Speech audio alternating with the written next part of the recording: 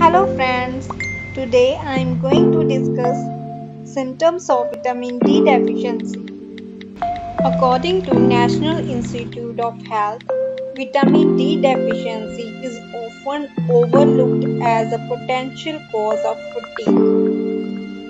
The deficiency of vitamin D can increase the level of hormone called cortisol. Cortisol is a dominating hormone and can block the fat burning hormone somatotripin. Many studies show that overweight people have low vitamin D levels, and some studies link increased belly fat to vitamin D deficiency.